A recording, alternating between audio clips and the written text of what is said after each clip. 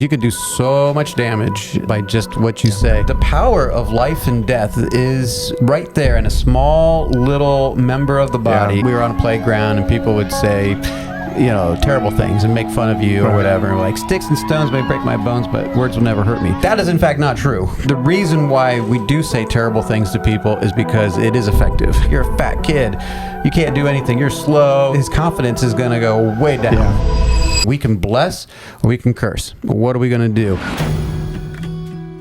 I'm Chuck Tate, and here at Fellowship of Believers, we encourage families, strengthen marriages, and edify the body of Christ. I'm Larry Grimm. We also promote biblical doctrine in a fun and engaging way. And I'm Sarah, and if it's Christian, we're talking about it. This is the Mike Charleston Show. All right, guys, what is going on? Another hot day out there, and Larry has signed a new contract. He's going to be on for another year at least. Yes. So he should see the benefits. Yeah. Oh man, the benefit package is top notch. Well, he bought a house, so he's at least going to be here for another year. We were worried that maybe Virginia was. I didn't hear that we bought the house. Well, I know that there was a looking. We sold a house. Well, actually, it has nothing's finalized yet. Nothing's final. Oh, well. Speaking of the tongue, it's in the works. I mean, selling the house, they had the inspection. The next is the appraisal, but it doesn't look like anything's gonna. There's nothing to stop it. And then because of that, we were able to put a contract on a house. So that's right. So, he's just trading. But we're going to be talking about the inside wager I won, right? Yeah, you did. Yeah, all right. That's right. Yeah. That's right. No, we are going to be talking about the tongue, and I do have a tendency to slip up sometimes with secrets. Can I give it another announcement? Is it the one that you were going to say the other night? Or last week? No. Well, by the time this comes out, it's going to be Monday, so go ahead. Well, I got two. Oh, wow. Larry's just newsman today. Full of news. All right. Breaking news. Breaking news.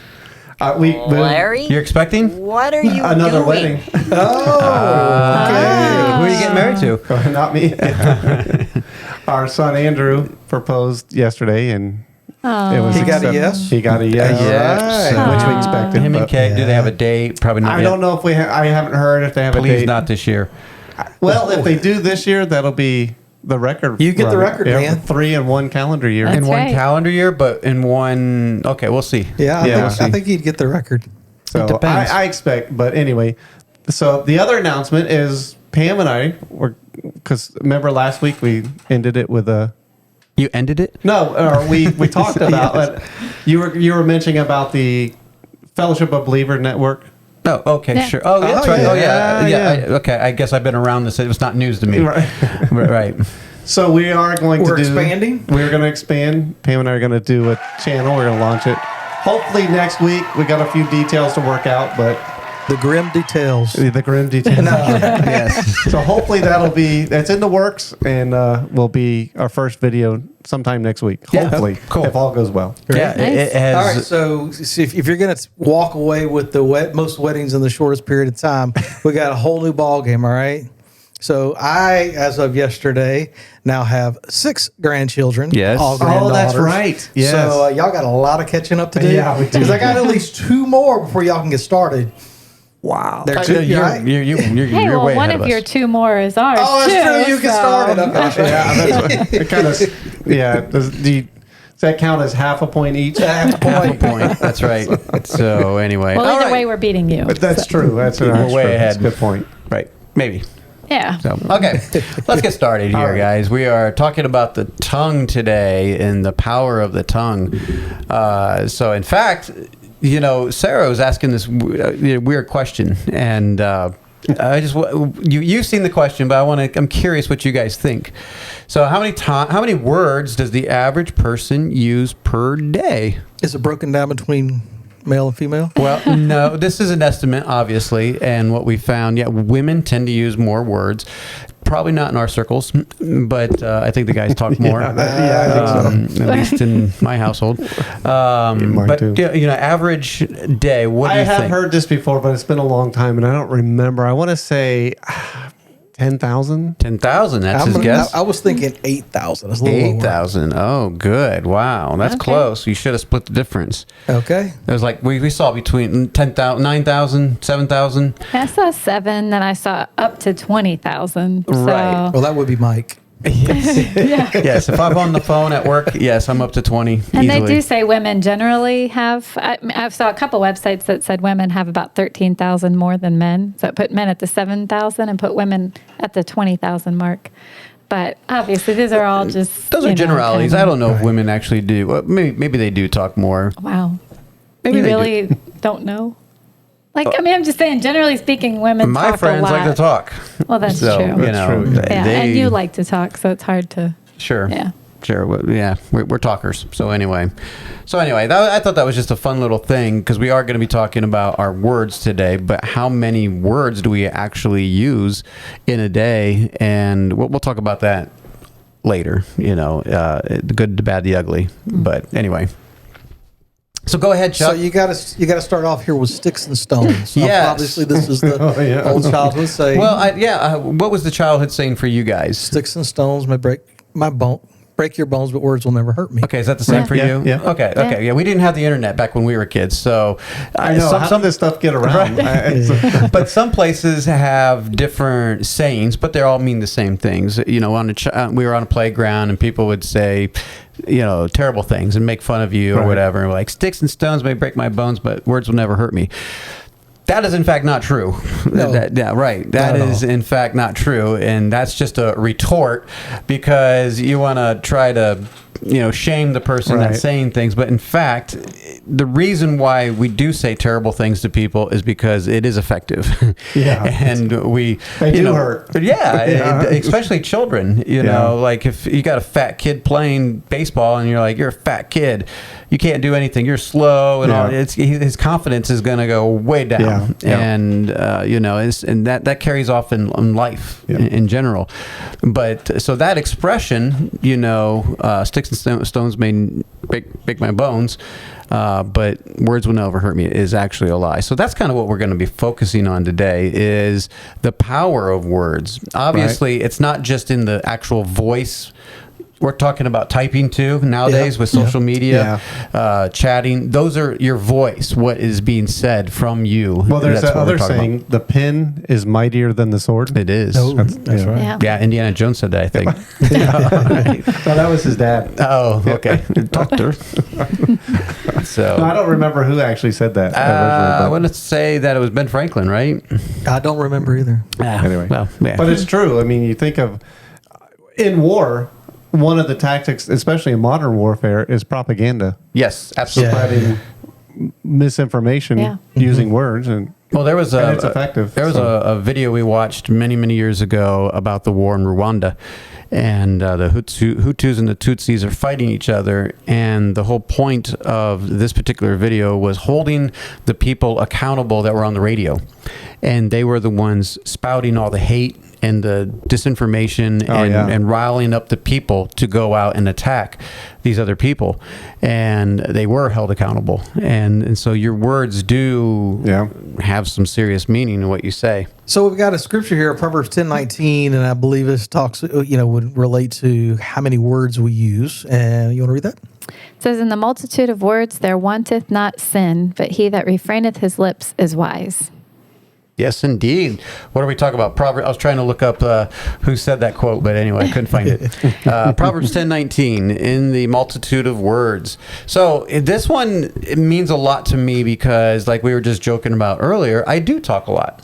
And I'd like to think that I'm not sinning a lot either, and that it's good talk, but you need to be careful, because in the multitude of words, there's going to be sin. And I think everyone here probably has struggled with at some point in their life, right? I mean, it's just the controlling what we say and what comes out of our mouths is a big deal. Yeah. Yeah, I think everybody would at some point have had to work on that. I mean, it's just part of overall self-control, but controlling what we say, it really has a big effect on how we're perceived and what people want to hear, whether they're going to listen to us in the future. Right. Yeah, absolutely. Yeah, because you can do so much damage by just what you say. Obviously, you have to think about it, and there's different things that we can do to control our thoughts. Yeah. But we usually don't just accidentally say things like we were talking about. There's a few slip ups, like when you're trying to say something and you end up saying a different word. That's not what we're talking about. No. We know what you're talking about. You know, you have formulated a thought in your mind in an idea, and you speak it or you type it out, you text it or whatever. You're saying something. Right. We have to be careful not to let it come out, what we're thinking come out before we actually formulate it into a better term. I know there's been oftentimes with work-related things that I've just been aggravated by something somebody sent me in an email, and I'll sit down and type out the whole email in response and then just delete and start over because I can't say it that way. I've done that. Saying this, it reminded me, there is a proverb. It says a word fitly spoken is like apples of gold in pictures of silver. Yeah. Proverbs 25:11. So. Yeah. Nice. All right, so let's talk about why it is important to control our tongue. Yes, it's. I think this is obvious, but we're talking about this subject and we're going to cover it, but I think it's obvious because of the damage that can be done by what we say. And so, like Proverbs 18:21, which is close to 18:22, which is he who findeth a wife findeth a good thing. And so wife, why don't you go ahead and read the verse before that? Death and life are in the power of the tongue, and they that love it shall eat the fruit thereof.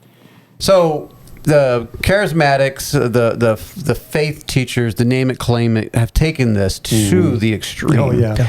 But there is some truth to it. Yeah. And, I was reading a quote by Jesse Duplantis, and I'm like, you got to be kidding me. Like, God can't kill anyone because he's given us the power of life and death with our tongue. And I was like, I'm sure a lot of people have killed you with their tongue, Jesse, and you're still alive. But anyway, he was able to fly away in his private jet. Yeah, that's right. He got away. But the power of life and death is right there, and a small little member of the body has such power. It's strong. We can bless or we can curse. What are we going to do? And so anyway, Luke 6:45. What does that say, babe? A good man out of the good treasure of his heart bringeth forth that which is good, and an evil man out of the evil treasure of his heart bringeth forth that which is evil. For of the abundance of the heart his mouth speaketh. The abundance of the heart. So we call this, we had a friend, an old elder of ours, he called this bucket theology, right? And he says, you have a bucket and the flow is coming from God. The water's filling the bucket and it should be overflowing. But let's just say this bucket is sitting there, and when it gets bumped, what comes out of it? If you're full to the top, water comes out of it. Right. If it's not full, nothing comes out. So he's saying basically in your life, if you get bumped and what's going to come out is water, is life going to come out, is God going to come out, is righteousness going to come out, or is nothing going to come out, is bad things going to come out? Well, that's the. I mean, I think I actually heard the same thing before, but in a different way. Sure. And that is, what's being filled. What is the bucket being filled with? Right. Sure. Yeah. Sure. So depending on what's going in, whenever it gets bumped, that's what's going to come out. So if it's good or evil, that's true. That's what's going to happen. Yeah, that's because if you fill your mind with all kinds of garbage and stuff, and you see constant reactions of different things, you're going to emulate those things, and it's going to get in your spirit. Were you going to say something? Well, I was just going to say, it depends on what's in the bucket as to what comes out. Yep. Yeah. I mean, absolutely. Now, when you're talking about the tongue, you have to go to James. Right. Absolutely. Yeah. Okay, Yep. right. So James is, I know people don't like the book of James too much. I actually like the book of James. Yeah, it's Actually, I heard somebody say that 1 in 4 verses in James deals with what we say. That's 25%. Yeah. I am quick. Which I don't know if that's true. I didn't go and check it. Yes. I didn't go and check it, but if you read through James, there's a whole lot in there about what we say. So I'm like, right. Might So be true. it's 1 in 4 verses deal with the tongue. That is interesting. We're not going to read them all, but I've actually never heard people say that a lot of people don't like the book of James. That's interesting. Well, Luther called it the Epistle of Straw. He wished it could be removed. He wanted to kindle his fire with it. Right. So if you are more liturgical you don't like it because there doesn't seem to be much grace in there. Oh, no, I wouldn't say there was much grace. Right. But, I think people just misunderstand it. But that's I still like grace. But anyway, James 3, 1 through 12. We're not going to read it, but that is the passage right there that really describes the tongue in very vivid detail, actually. It's very interesting. I like the analogy he gives about the rudder in the ship and all that. And Yeah, it's a great ship, and it's steered by the rudder. A small little part. Yep. And makes a big difference. Same thing. Now, you could say, well, it's tied to your mind and all that. Well, okay, I get it. But it's still, if you take out that tongue, you don't have really much to say, do you? Yeah. And you can go ahead and read James 3, 1 through 12 on your own. It's a great detail of what that looks like, what the tongue looks like. It catches on fire. It creates all kinds of problems. That's why it's important to control the tongue. Is once it gets out of control, it creates a forest fire. Right. It creates damage. Yeah. It's and once very you say destructive. it, I heard a quote that was saying that you better watch what you say because you may be forgiven, but it won't be forgotten. Right. Yeah. And it is kind of true. Well, it's not like Chuck was saying. You can write out a nasty email and then delete the whole thing and nobody knows it. Well, I always send mine. When you actually say it, there's no retrieving it back. It's out You're there. not putting the toothpaste back in the tube. Exactly. Well, I heard that words are free, but they often can cost you a lot. Yeah. Like, words are free. I like So that. James 3:7, I think, is a good piece that sums up what he's trying to say here. For every kind of beast and of birds and of serpents and of things of the sea is tamed and hath been tamed of mankind, but the tongue can no man tame. It's an unruly evil full of deadly poison. Yeah. In fact, he says if you can bridle your tongue, you'll be a perfect person. Yeah. I mean, think about that. All kinds of sin have to do with the tongue. Yeah, I know. And so that's why I think this is the one that I think most people struggle with the most. We don't think about it the most. Like we think of big sins. Like if I could just tackle this one thing or this sin over here or this sin over here and we feel like we're doing good, but it's like just what are you constantly saying to people? What are you doing? How are you using your mouth? And that's a check for me. That has been a issue with me for my whole life. Just got to watch what I say. And it's not that I have evil intentions, but you still just got to watch what you say. It's just sometimes that quick reaction, you need that filter. And as I've gotten older, I've gotten a lot better. I mean, the first 5 years, you don't really have to worry about it much.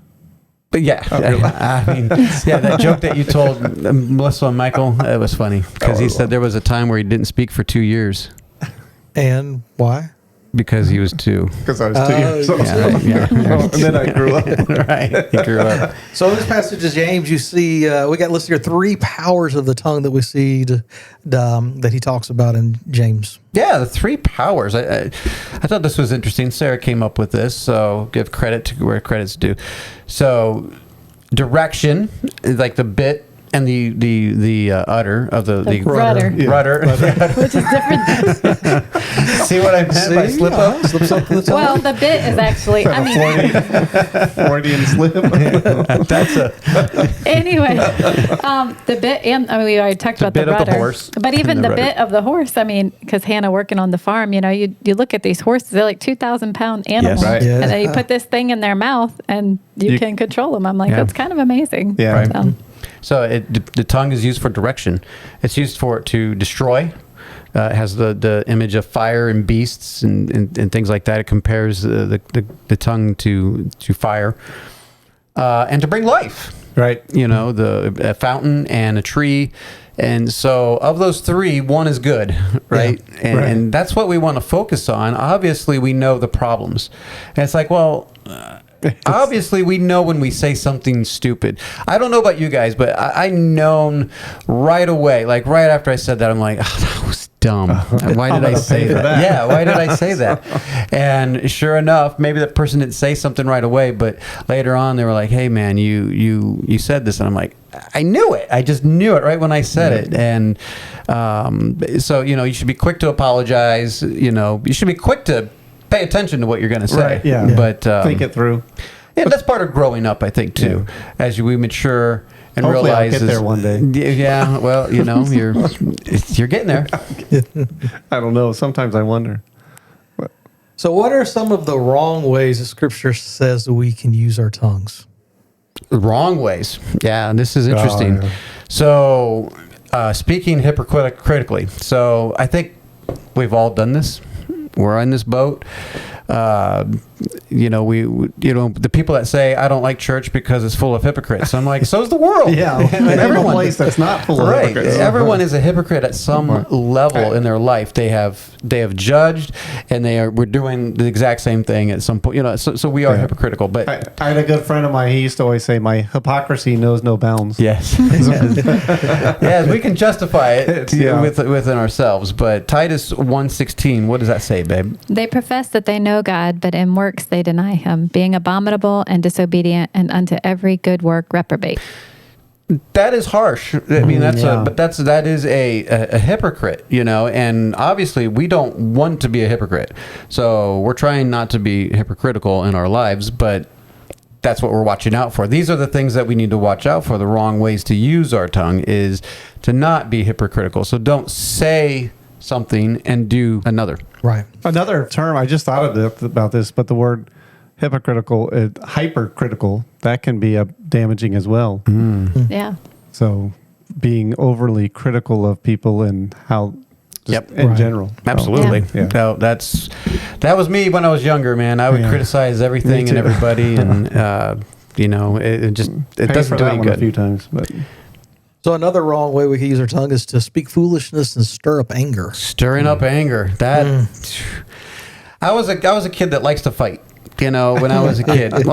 Okay, let me put it this way. Stir the pot. I like to stir things up, and then if you're gonna do that, what you got to do once you stir the pot is you got to leave. Get out of the way and watch them. Yeah. Yes, well, that when we were playing baseball, we started a few fights, and I usually would be the little punk kid that would start things and then let the other guys take over, and some things just don't change. But the Proverbs 15:1-2, what does that say, Beg? A soft answer turneth away wrath, but grievous words stir up anger. The tongue of the wise useth knowledge aright, but the mouth of fools poureth out foolishness. Yes. So foolishness stirs up anger. So it's like, if we're going to try to control our tongue and be aware, when we know right away when we've done something stupid, done something wrong, don't defend it. Just admit Don't double down. Yeah. Don't keep digging. Say, what, I was wrong. And this works. This happened a few times in traffic where I accidentally cut someone off and they were mad and they pull up and, they use some kind of gestures or mad. And I'm just like, that was on me. I'm sorry. And what are they going to do at that point? They're just like, okay, man, he owned it, and that happens in life. If someone is really getting angry, you're just like, look, man, I'm sorry. I'm sorry. I didn't mean to. It does calm things down, right? When you have a soft answer. I don't know. It's not easy to do when someo's coming up you in a fury. You want to match them, right? But honestly, it helps if they're bigger than you. It's easier. Or what not to do. Like a guy I used to work with, he told me that one time his wife was yelling at him. He deserved it, but he said to her, if you're going to yell at me, you need to go fix your hair first. Yes.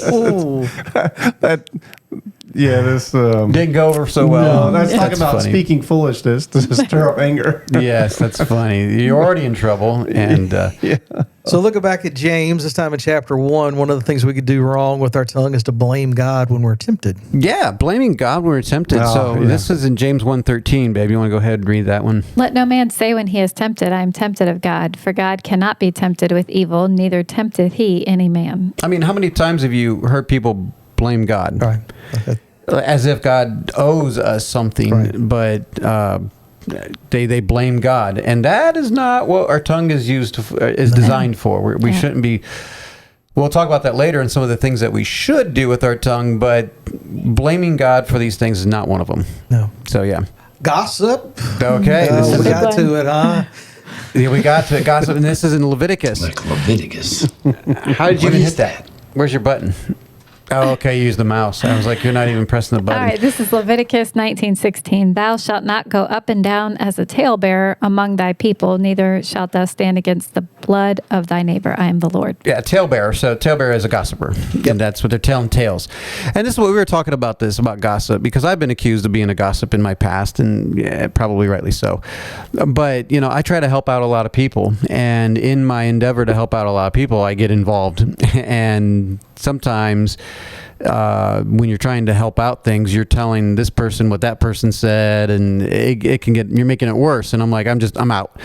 But I've learned as a young man, not to do those things as much. But a talebearer, specifically gossip, where it's really damaging, is when you're just making stuff up, where you heard something and you don't know all the facts, and so you assume things that aren't true, and you start telling them because you want to lift yourself up and to tear down. That is really at the heart of gossip, is I'm going to make myself feel better, make myself look better while I tear Chuck down. That's what social media is made for, right? Yes, absolutely.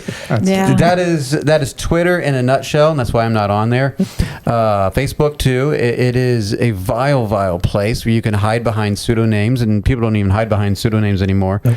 And they just spew out hatred and gossip. And did you hear what this person said? Did you hear what this person did? And there can be how do I say this? A time where you're like, did you hear this? As like, is this really true? Right.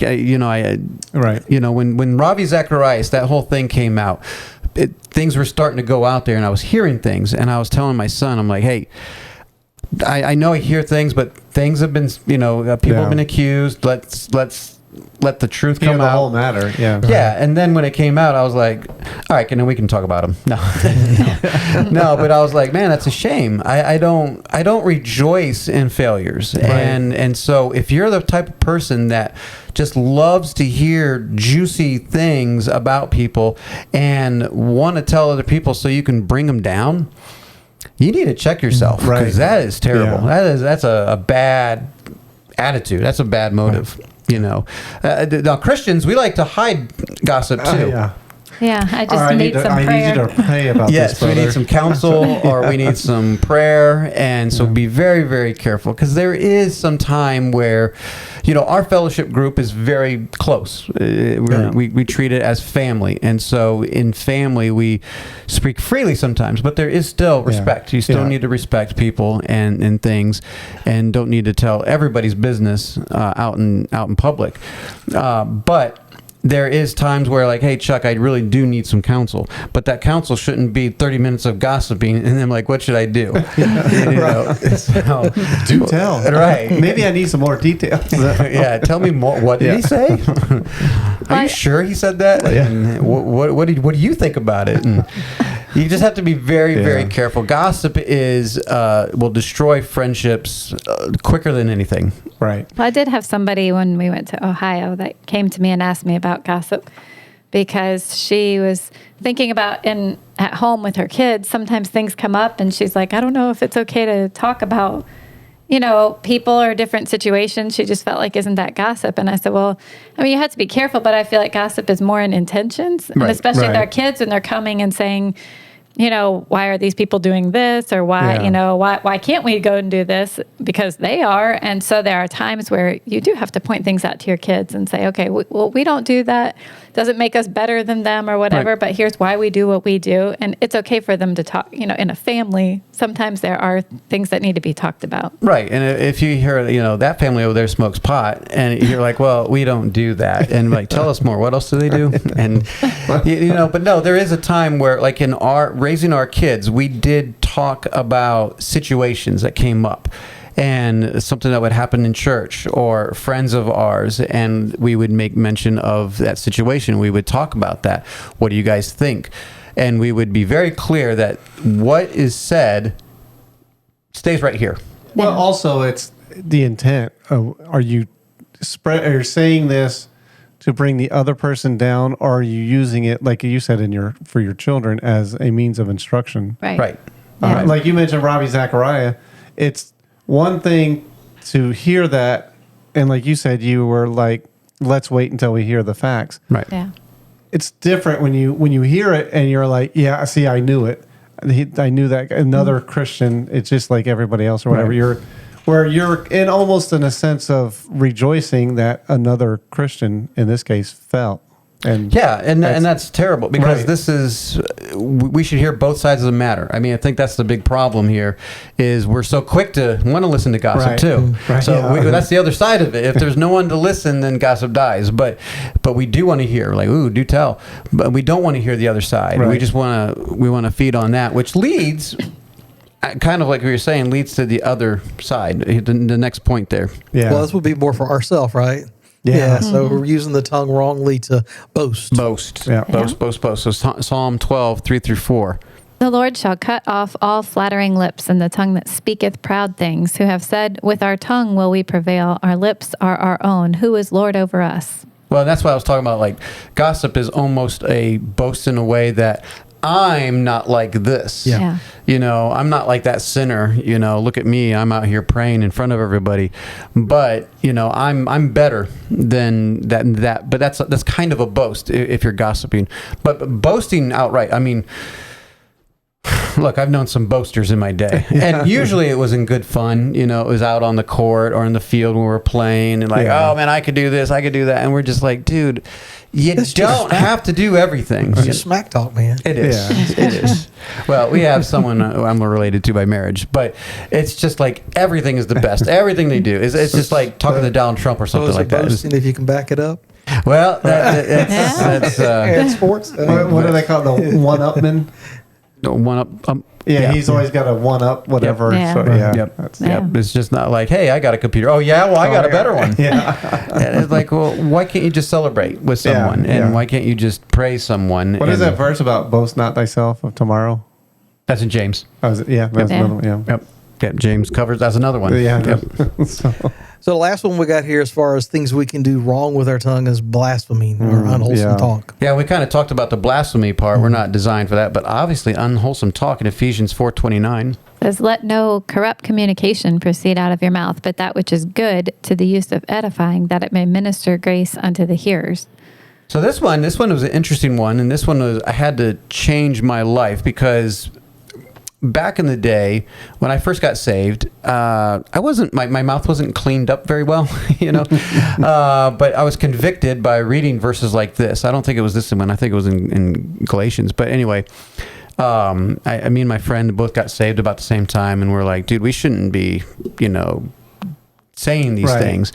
And in fact, we went a little further because it's like, you know, cursing or using swear words or something like that isn't necessarily what corrupt communication is. Corrupt communication can be everything we just talked about. Right, exactly, yeah. And you can call someone, you don't have to use swear words to really curse someone, No. you know, and bring them down. You can use polite terms, but your intent was to curse at them, you know, and to belittle them. We call those British. Oh, British. Have you ever noticed? I mean, sometimes people with a British accent, for us Americans, I mean, or me, they can talk you down, but it was a nice way. Yeah, it's a nice way because they're British. They have it's their accent. It's Well, I think this would also include like, you know, just talking about things that are inappropriate, joking about things that Yeah. are, you Yep. know, that's all unwholesome talk. So Yeah, there's a whole there's a lot to lot that goes under You're stepping on unwholesome talk. toes. Sorry, I didn't mean to look at you with the jokes. It's like, oh. There is I should have worn lines my and- steel-toed shoes. That's right. I mean, that's what I'm saying. This is all of us, right? We have to really pay attention. You're on the job site and someone starts telling a joke and you want to one-up them. You're like, oh, yeah, well, I got one. And you're like, oh, maybe I shouldn't have said that one. But the whole point is the second part of that verse, which is that which is good to use of edifying, that we may minister grace unto the hearers.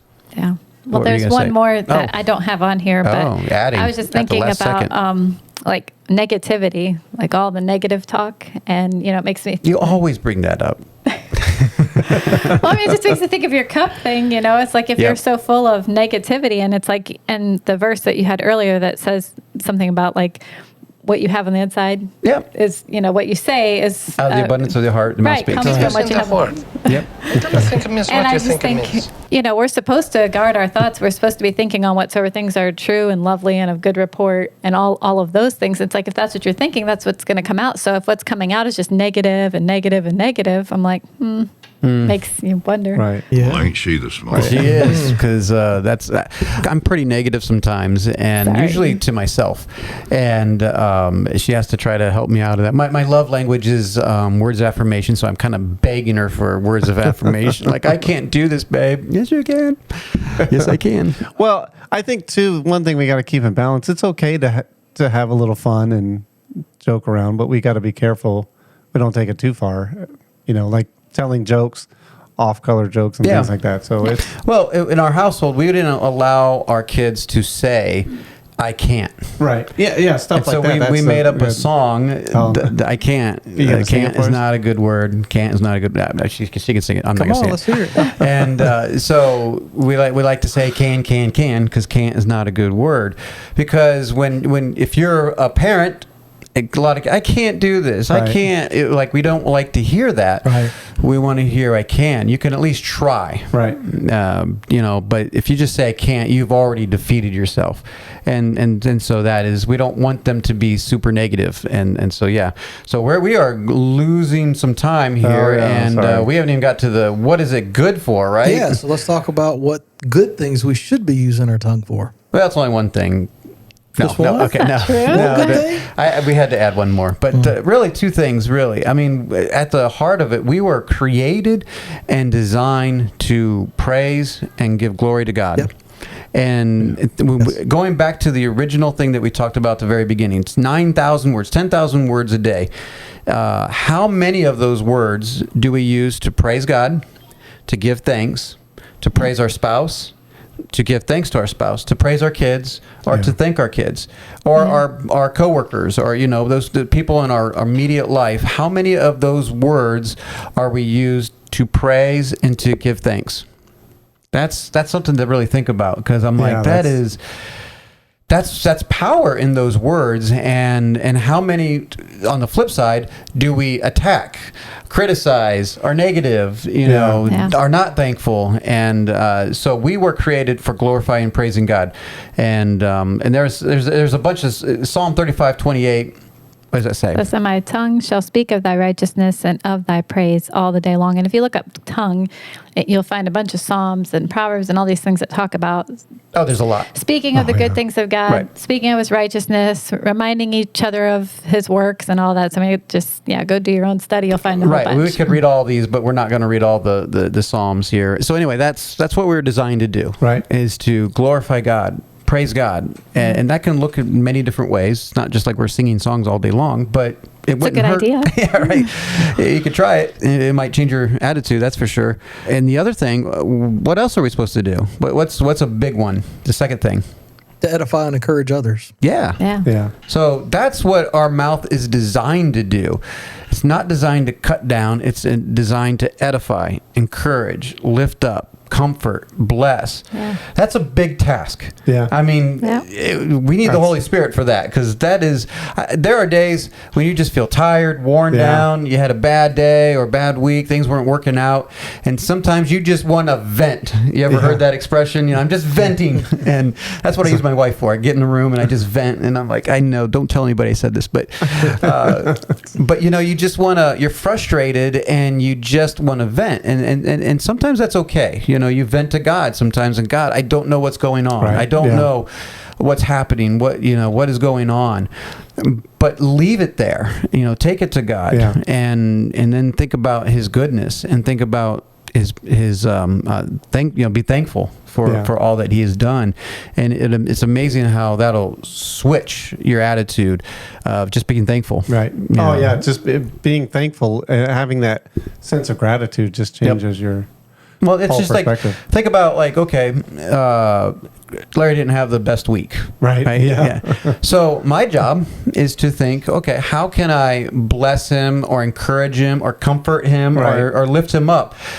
I would make your week worse if I just kept What's wrong with you, Larry? You're just pathetic. You're Larry, what are you doing? They were like, well, thanks, man. You're making me feel a lot better. Yeah, that's right. So you made me think, because Paul wrote in Ephesians chapter 4, it's, I think, 4:15, about speaking the truth in love. yes. Because sometimes the truth has a little bit of edge to it, and it hurts. Yeah. But we need to soften that with love. And So tell them a joke before we're That's right. Get them laughing. Yeah. Yeah, and then rip into them. Then hit them with the Because truth. there is time where you need to be upfront and honest, Right, yeah. and But you don't have to confronting. be so harsh about it. You can soften it with some yes, grace and love. yep, And honestly, if you really, truly, if you love somebody, and as Christians, we should love each other. We should speak the truth to each other Right. in love, and not be timid in a sense or feel like we need to hide the truth from them. Because honestly, if you love somebody, you want them to have the truth, right, because that's the whole nature of the truth. Is yeah. so. But again, you want to soften it a bit because it can be a little harsh. Yes, it can be.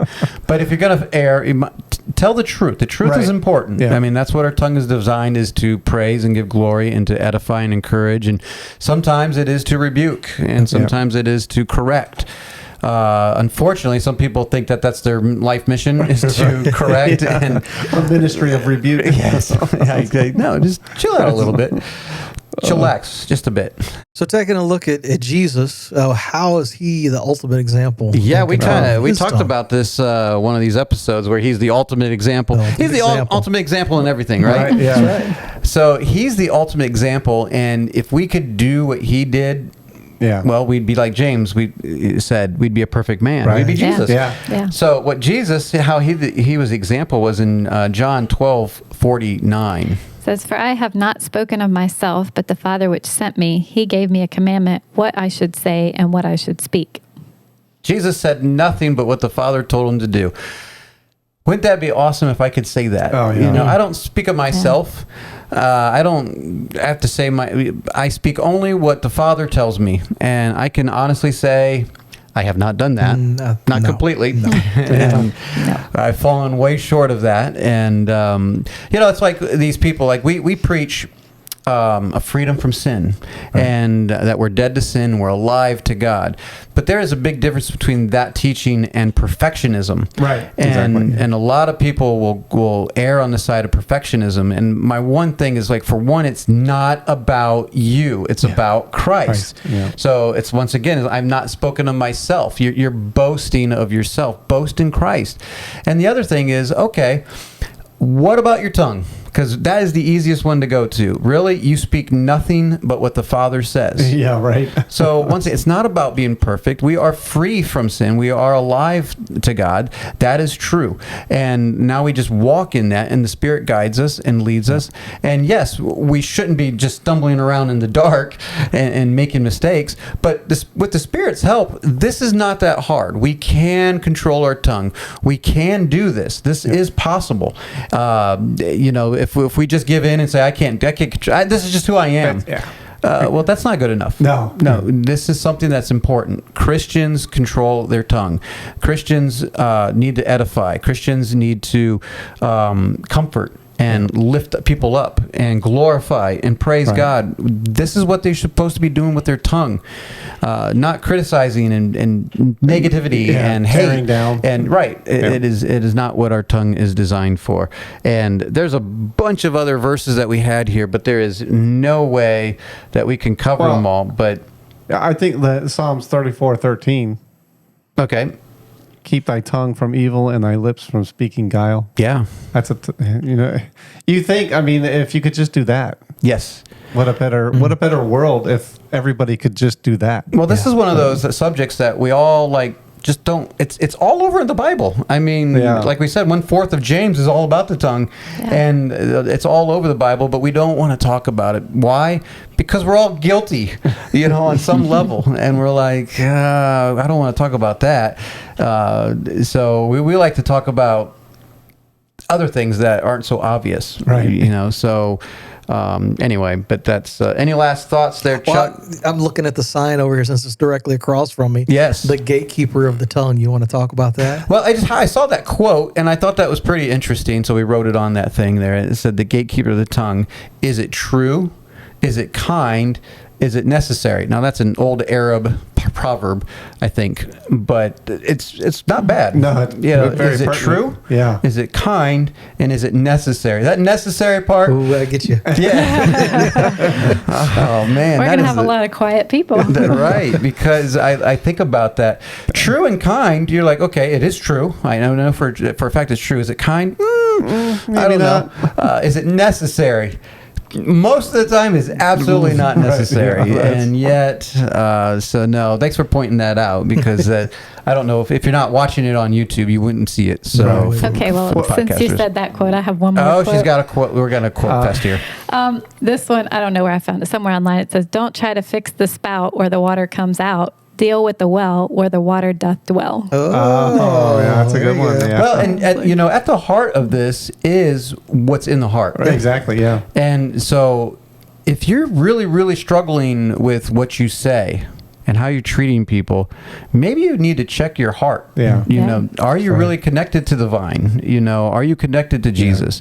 And that's a hard question to ask, but it's a necessary question to ask. And because if you're just constantly tearing down, and most of the time if you're that person, you probably don't know it though. Right. So, everybody else does. Yes. If you're the last person to find out, it's probably you. That's right. So, but that's the heart. That's really if you have a new heart, obviously it's going to change everything, and it's going to change what you speak and what you do with your tongue. Praise the Lord. Okay, well, I got one more thing. Oh, she's got one more thing. You're like my mom. One more thing. It's just because there are people out there that have kids. Oh, this is a great song. I wasn't going to do it for my song of the week Judy. but this is Judy Rogers, and if you look It's up, hard to find. Go to the Ant. It is on Spotify, but it's like songs from Proverbs. But one of them is called "The Tongue," Yes. and so all my kids know it well. And the whole time we've been, thinking about talking about this, it just goes through the my tongue. head. Yep. Continually. So you need to go look it up and teach it to your kids. Yeah, it's actually a good CD for kids, for adults too, but it's designed for kids. Yeah. Yeah. Go to the Ant, and maybe Joshua can put that on the screen. More work for him to do. There you go. And it is on Spotify. I don't know if it's on Apple Music, Yeah, but I don't know. whatever. That's funny. Okay. Anyway, Well, I think we should end with James 1:19. 119. Wherefore, my brethren, let every man be swift to hear, slow to speak, slow to wrath. As my dad said, you had two ears and one mouth, so you can hear twice as much as you speak. Yeah. I was like, well, how can I hear twice as much anyway? Yeah. You should have been slow to speak on that. Well, when I was a kid, I was really slow to speak. Like I didn't talk at all. I know that's hard to believe. He saved it all up. Making up for a lost time. My parents have no idea who I am. They're just like, what happened? You were the kid that I literally lived in the basement and just didn't really talk that much. Oh, that's and funny. I guess I'm making up for lost time. So anyway, hopefully doing it for good. And so yeah, that's what we're trying to do with this program, is use our voice for good. And so anyway, hopefully you can do that too. So go encourage a neighbor, encourage a loved one, praise your wife, praise God, and it'll change your attitude. So put a little plug here for Okay. Joshua. Joshua's our producer. He's actually doing a live stream whenever we're recording. We're live Is he- right now. now we're on? So we actually, for anybody who's interested in seeing the unedited version of it and actually having some Q&A for an after show, we record on Thursday afternoons, and Joshua will have the live stream up. Yeah. So we only have a few today, but if you want to watch it live and see all the mistakes and Yes. Is there any questions, Joshua? Okay. So yeah, that's good. Which, by the way, I'm such bad at promotion, and you reminded me, the Mississippi Elelon Family Camp is coming up the end of September. Good you go time. to MississippiShindig.com, and you can sign up. You can look at all this stuff. I want to redo that website. It's terrible, but it's got the old messages. It's got pictures. This is our 7th year, so we've had 6 years of this.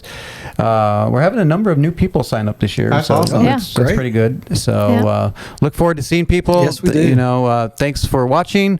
Thanks for listening. Yeah. And we'll see you next week. The Mike Charleston Show. History with Larry. All right, Larry, what do we have this week in the history bin? Well, today's going to be a little different. It's going to be a little Yeah, different? it's been a crazy week. Yes, it has. Yeah, it's just the last couple of weeks actually. Larry? A little stressful. What are you Okay, so are you doing? just doing like story of George Washington? No, I got a couple little fun stories. Okay. 'cause I needed a laugh, and I thought other people might too. Why So, not? Yeah. Yes. Couple Florida man stories. Oh, boy. So these are a little Brace older. yourself. Yeah, these are great. The first one is about a man. You know, one, if you're going to rob a place, If you're going to rob a place. not that you should. You should change your mind. Yes. Yes. But if you're going to, If you're going to. a fast food restaurant is probably not the place to start. In the drive-thru? In the drive-thru. In the drive-thru is not. And- Yes. Your weapon of choice should not be an alligator. Yes. I've heard about this one. Yeah, a Florida man down in, I believe it was Miami, tried to rob a Wendy's with an alligator, throwing it through the drive-thru. He threw it? Yes. Is that really an attempt to rob or just attack? Well, and then did he wait by the window for like them to hand out a bag of money, or like, what's the plan? Yeah, I think it's just assault at that point. Yeah, there are some other influences. Okay. at You play. don't say. Right. Wow. Was alcohol involved? Maybe it's a little Prescription stronger. drugs? Yeah, something like that. Yeah. Another Florida man story. This is Okay. actually a Florida woman. Oh, is there a difference? Well, actually, it's both. This story includes both. So we want to be, inclusive. Oh, yeah, here. sure. So, Yeah. A Florida woman was pulled over in her pickup truck because in the back of her pickup truck was a naked man in a dog crate. Yes, in a dog crate. Yes. Again, some substances were involved in this.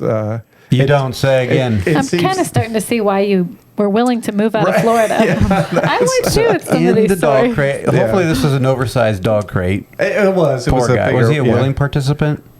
I think so. Oh, yeah, boy. yeah. It gets a little weird down in South Florida. It does. Okay. And it gets hot, Yeah, so it's- you start losing your mind. Yes. Yeah, it's a little weird story, but anyway, the one more Florida man story. This Florida is kind man. of a funny but a good one.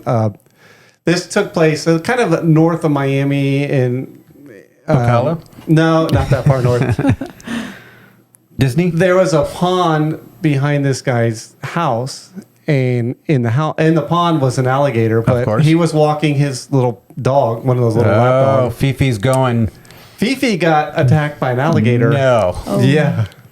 So this man, I think he feared telling his wife that Fifi got ate by an alligator more than the alligator. So he jumped in He went after him. and wrestled the alligator and got little Fifi back.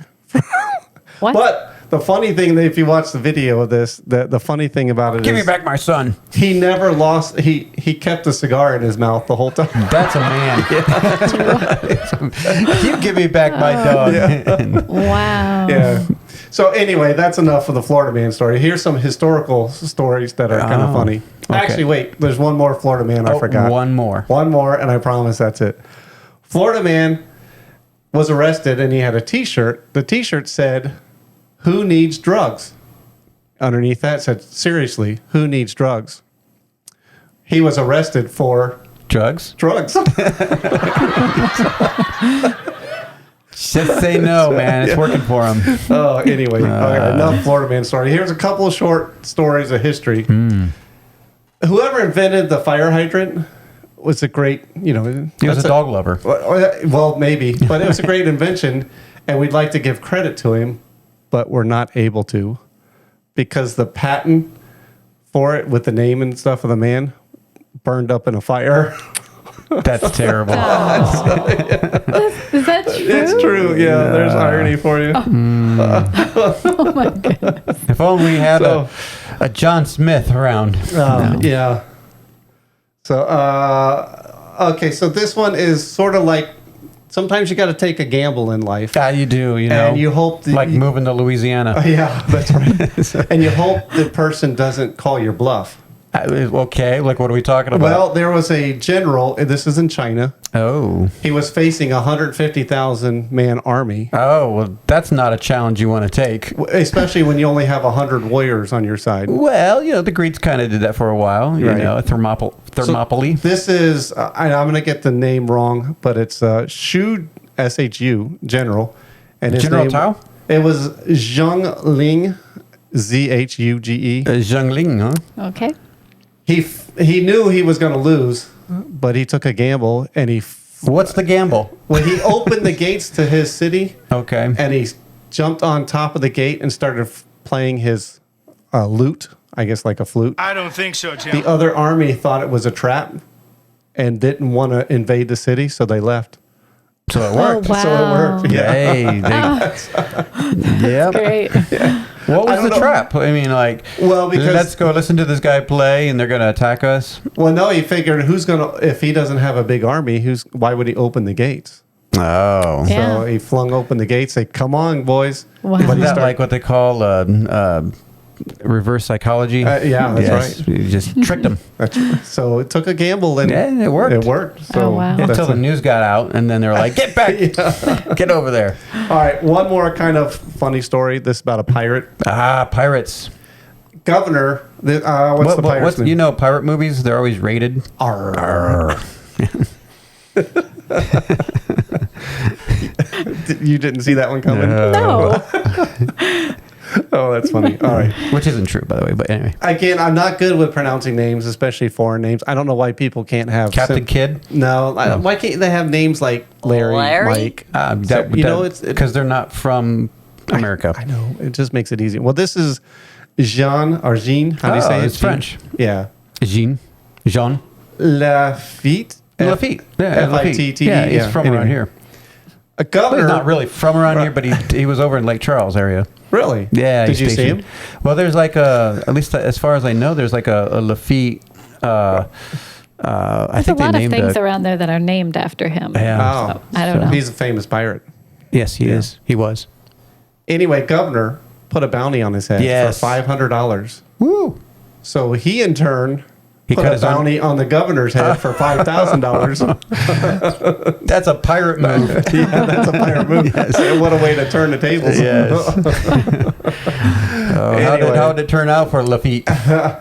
Well, eventually he met his fate. But Yeah, there's actually a street here in town called Jean Lafitte. oh, really? Yeah. That's interesting. Yeah, because he's pretty well known in this area.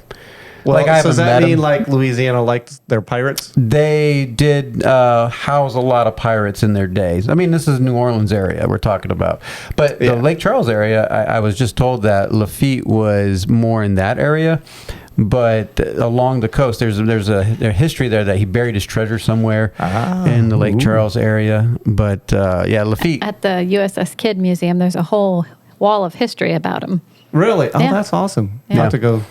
Yeah, So yeah, that's Louisiana one of the- celebrates their pirates. One of the first basketball teams' name was the Pirates, and not that has anything to do with anything, but it did. I mean, because pirates were a thing in the Bay Area in New Orleans, the shipping and all that. Yeah. Tampa had that too. And they have a festival every I year. thought they had Buccaneers. Well, they were swashbucklers. But Gasparilla is a big event Yeah, too. yeah. If you're on the so- Gulf Coast, along that coast, Yeah. I mean, New Orleans and Tampa being big cities, but Yeah. Lake Charles was where Jean Lafitte supposedly lived for a while. That's And, interesting. Yeah, Awesome. there's a lake right there, Lake Charles. Oh. I don't know what it's called, but anyway, so that's Jean Lafitte. Awesome. Well, see, the history time did turn into a history lesson. There Yeah. you go. Cool. One last story. Oh, another one. So sometimes you know how your kids collect little things, and especially little boys, rocks, sticks, and everything. Yes. Well, this little boy, it didn't give his name, but he collected a rock, and he didn't want to give it up, so the family used it as a doorstop. They had it for 3 years, and finally discovered what it was. It was a big chunk of gold. There is Come on. Oh, wow. That's funny. They're so rich they use nugget for a doorstop. Yeah. So, Wow. Anyway, sorry I didn't have a real history lesson, like I said, but Yeah, it was that a was little, fun. but just some, I thought this would be fun. Little fun facts. Yeah, little fun facts. Yeah, So. a Florida man and some little history nuggets. Well, cool deal. All right, Larry has upgraded. He's no longer a Luddite. He's got a laptop. No more paper and pen. Yes, so you can't make fun of me now. That is awesome. I just got to learn how to use this thing. Yeah, he's still a Luddite. So yes. All right, go ahead, Joshua. Get us out of here. The Mike Charleston Show. Music with Sarah. What song do you like?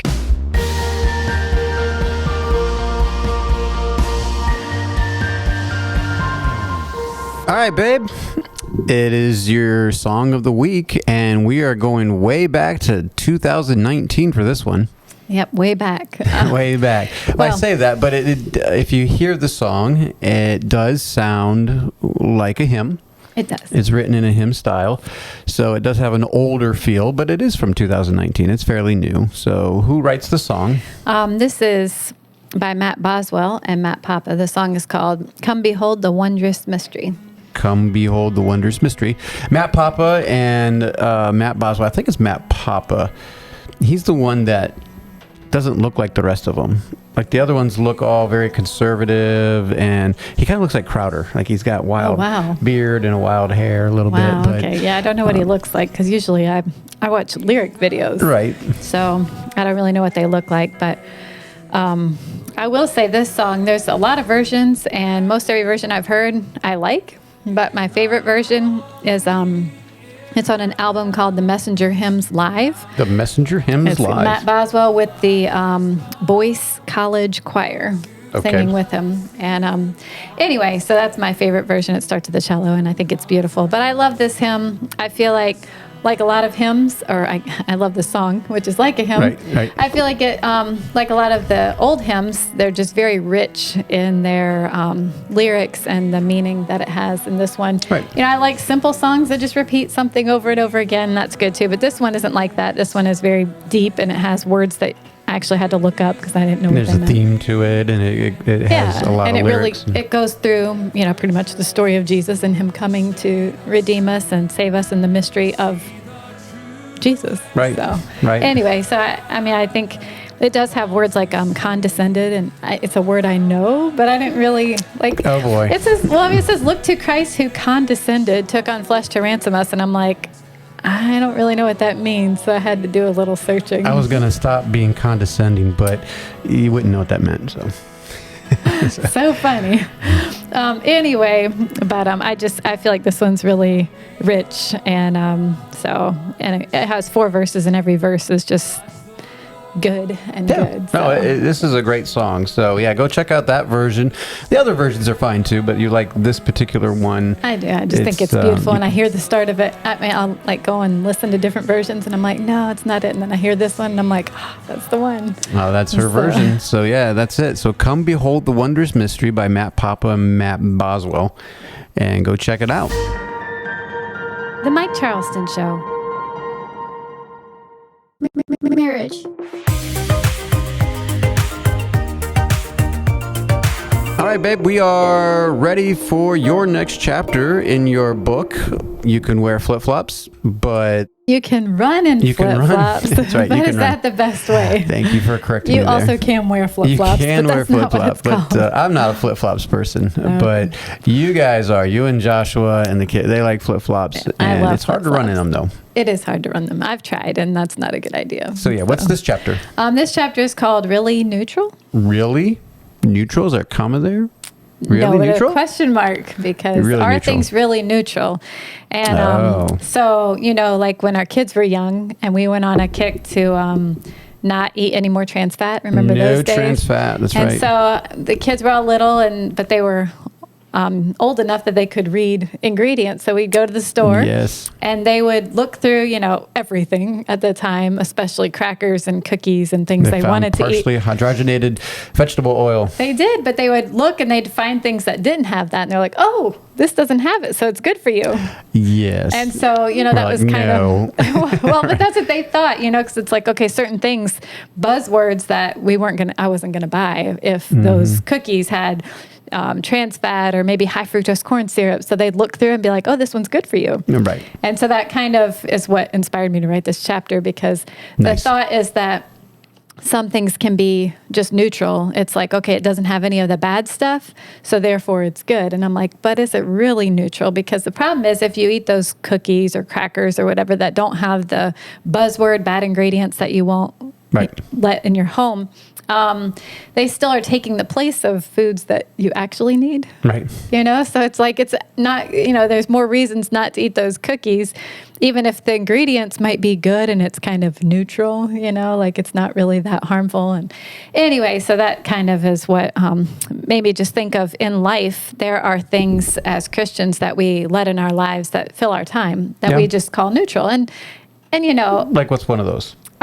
Like maybe certain books you read or certain movies or things that you're like, well, it's not bad, or like even a music, that you're like, well, it doesn't, if you listen to it, it doesn't have the gospel or it doesn't have Jesus. It's just a secular song, but there's nothing bad in it, And so it's like, we want to say those things are neutral, and some of those things they can be, but therefore it's harmless and it's not bad for you. And it's like, well, maybe sometimes we should think about, if we're filling our time with some, latest TV show that we're binge watching, it's like, okay, maybe it's clean and it's not, necessarily blaspheming God or something, but it also is just filling your time. And it's like, there's a time and place for everything, right? Yeah. And not to say that this is bad, but could it be bad right now? Right. Or could it be good right now? Right. But it's just that, should I be doing other things? Would it be beneficial? Kind of like that verse, all things are lawful, but exactly. Or do all things edify, But it's like, okay, we could be doing this. There's no doubt this is fine, but is it distracting me from something else? And I know we don't want to almost put a burden, like everyone's thinking about this so much to where it's now like, oh man, it's hard enough just getting the good things in your life, and now you're questioning some of those neutral type good things. But these are just things to be aware of, right? Right. That everyone has to go through, and like, okay, do we really want to do this, or right now, especially, So, yeah. Well, it's just good to every once in a while do a heart check and just realize, hey, we're here for a bigger purpose. And so let me look at my time and look at the things that I'm filling my life with, and just, evaluate and kind of ask myself, okay, wait, we are to set our affection on things above and not on things on the earth. And so we want our focus to be on Christ. And so sometimes it's good to just consider where you are and what you are filling your time with. And, for me at the time, it was what I was filling my pantry with. And it's like, okay, let me, filling your pantry with trans fats. And anyway, so but at the time it was a big deal, but just because it doesn't have trans fat doesn't automatically make it healthy. Right. And we're seeing that today when we stick in with the food theme. There you go and you see boxes of things that say, low fat, no trans fats, no this, no that, no food. It's like, but at the end of it, what is it? Right. Is it real food at that point? But yeah, pretty much. So people are putting things on there, and we still have to be aware of what we're doing. And in the same ways, we take the time to study our food. At least a lot of people do. Yeah. Why don't we evaluate what we do with our life, or do we just say, kids, go play? Or, especially in a husband-wife relationships, speaking of marriage, but this is more, I'm guessing it's more of just being a mom and being distracted by Facebook. Yeah. And like, you might be helping people on Facebook, but your little ones might need you more. Yeah, exactly. So one of those, just heart check kind of things, and see what you think God wants. Cool deal. All right. Well, there's the book. You can run in flip-flops, but is that the best way? So go check it out. If you have it, go read along with us. All right. Thanks. Hey, this is Joshua Charleston, the producer of The Mike Charleston Show. Thank you for listening to the show. If you want to follow us, we're on Facebook at Mike Charleston Show and Instagram at _Mike Charleston Show. Please support us on Patreon for exclusive content. This episode is over, but if you want more, check out the website at fellowshipofbelievers.org for more information. The Mike Charleston Show has been brought to you by Fellowship of Believers.